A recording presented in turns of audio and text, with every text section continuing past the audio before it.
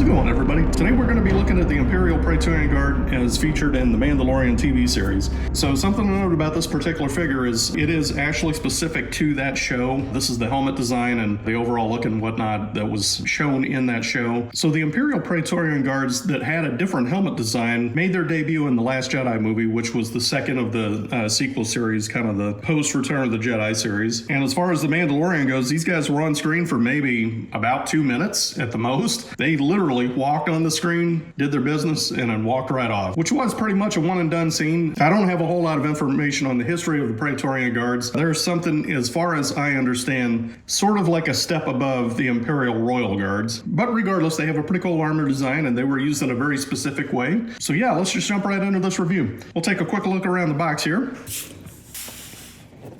As far as Mandalorian era figures, this is essentially the package design that they were added into. So you got a little bit of a matte finish, of course, and a little glossy spot coat on the Hasbro logo and also the Star Wars logo. Got some nice work on the side there, the Praetorian Guard holding his staff, and a little bit of information on the dude.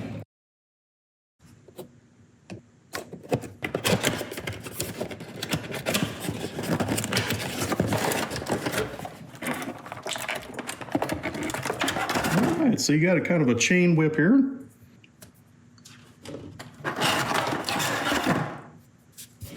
And also a machete staff. I'm not exactly sure what you would call this.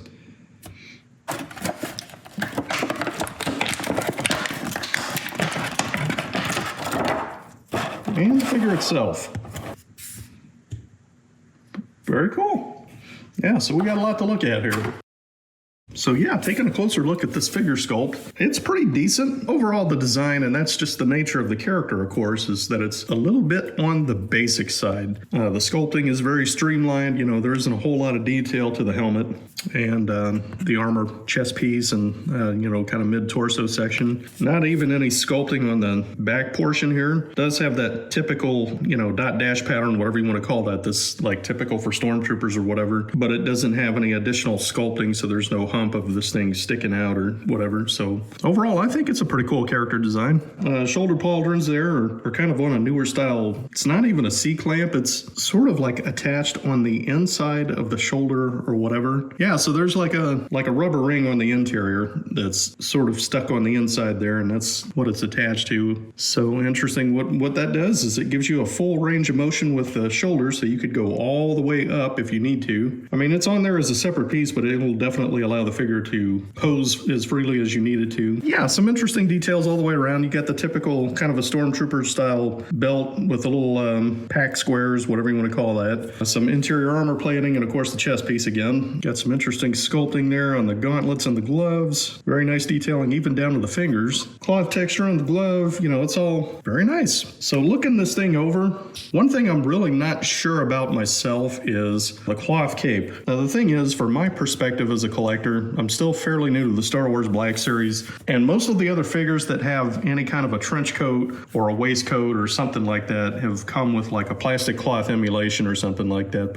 and this one is pure cloth. But what's nice about it is it's not real bulky or anything like that, so it's not like floofing out and, you know, kind of getting in the way or whatever. It does seem to flow, you know, with the character's pose and that kind of thing. It's not obtrusive or anything like that. I'm just not sure it needed to be cloth.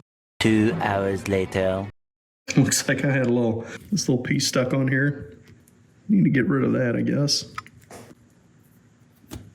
So as far as the figure goes, it is a series of, I guess, loincloths or torso cloths. I'm not exactly sure what you'd call that, but yeah, obviously you got the backside that's in the middle of the back. You got a back piece that's on the backside of the torso, and then this front sort of skirt piece. So, you know, looking at it more closely, just the way this is set up, the way this is designed with this particular cloth thing, I think it would be probably kind of impractical to do a plastic one. So all in all, it seems like the better choice. It's just not what I'm used to seeing, I guess. Yeah, as far as the paint and whatnot, one thing I am noticing, and this is just like super nitpicky, is that there are some paint applications that are very, very slightly not quite in step with like the shiny plastic or whatever. I mean, it's really subtle, the difference. It looks good, but there is a very, very slight difference in I guess the light reflectivity of the wrist gauntlet.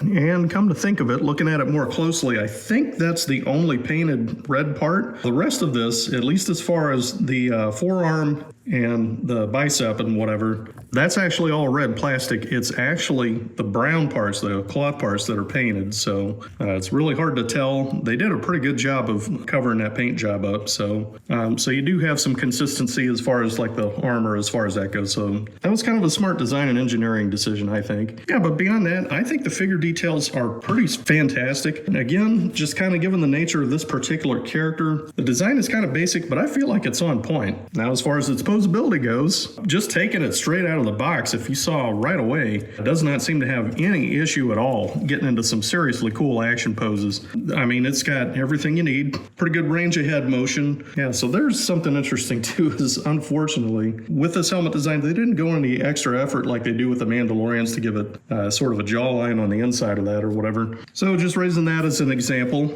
and I think this is a fair comparison because this is featured in the Mandalorian series. We'll use Mando himself. He does actually have a little bit of a jawline there, so it's almost like he's got like a sort of a cowl or something like that underneath his helmet. And then you have that thick neck design, whereas with this Praetorian Guard, it's basically just a ball and socket type thing, and then the top of the neck is clearly visible in there. So that's a little bit cheapish in my opinion. I kind of feel like they could have done a little bit more with that. Back to articulation, I guess. It looks like there wants to be a double neck articulation, but I'm not seeing it move, and I'm not going to force that or whatever. But, you know, the head range is pretty decent, you know, and of course you have pretty good range of torso, so it's not like he can't look up or whatever, or reel back in shock, just, you know, that kind of thing. Yeah, you got a great range of motion, like I pointed out before, with the shoulders, all up and down, turning elbow, and that kind of thing. Elbow can turn up past 90 degrees, so that's kind of nice. You got a swiveling wrist up and down on that side. On the opposite side, this one swings left to right. They're both also inside of a socket too, so they can swivel around if needed. Yeah, and there again, just like I showed before, you got a great range of leg motion. A little bit of an older style pin joint, but with a figure like this where he's got like a skirt cape piece or whatever you want to call that, you're not really noticing that. So you can get well past 90 degrees with this, and you got a great ankle tilt on there, so you could get this guy into some super dynamic poses. Be that as it may, I'm going to set him aside for a second here and get on to his accessories. This is like a machete staff, and again, I'm not sure exactly what this thing is called. I'm sure it has a name in Star Wars lore, but it's sort of like a vibro blade or whatever. At least on the show, it shows it's got like an electric current coming out of the front there. They do actually impale like a hero character with this piece. Pretty cool piece. The only thing I would say about it though is it's just plain gray plastic. I mean, it seems like they could have put a little more into it, you know, a little bit of paint application or something just to kind of fancy this up a little bit, but I guess they opted not to do that. Pretty cool looking piece. It's just kind of plain. Then you have the vibro whip, kind of similar deal where it has like an electric current running through it or something. Now what I kind of wish is this was on flexible, like a memory type plastic. It is bendable, but it won't flex and stay in different positions. Now the concern I have with these interior joints is you can flex them a good deal, but I wouldn't want to stress it too much. So there again, you have some flex on it, but just for the sake of keeping this thing from, you know, having stress wear or, you know, just outright breaking in half or whatever, I don't think I'd want to mess with that too much. Got a nice handle on there, and of course,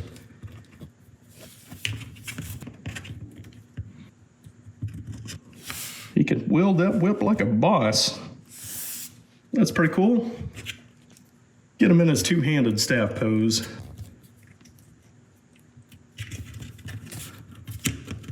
And this is pretty on point for how you see these guys wield this thing in the show, so that's pretty cool. And then I think, yep, oh, absolutely. That is fantastic. You can straight up get this guy in kind of a sentry holding it up on guard type position.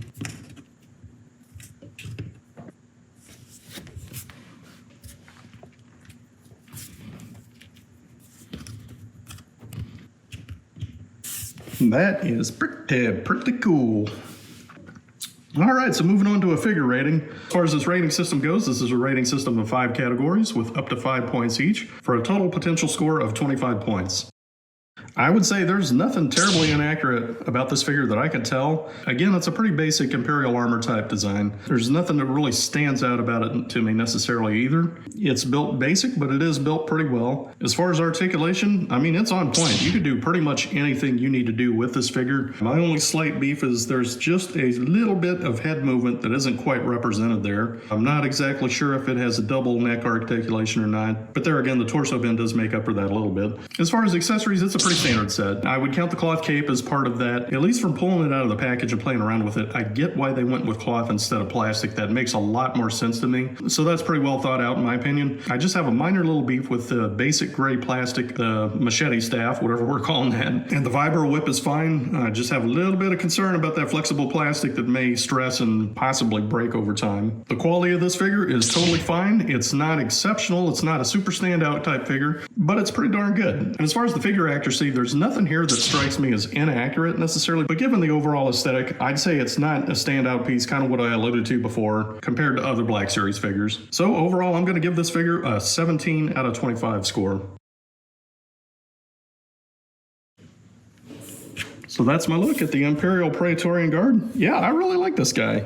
Don't have a whole lot else to say about it, but this is going to make a fantastic shell piece. And I'm looking forward to getting him into some other interesting poses and just kind of having him interact with other action figure characters. I do have a version of Paz Vizsla. I think the one that I have is called a quote-unquote heavy infantry Mandaloiran or something like that. I don't think it's the actual Paz. So it'll be good to get this guy in a fight scene with that big old chonka.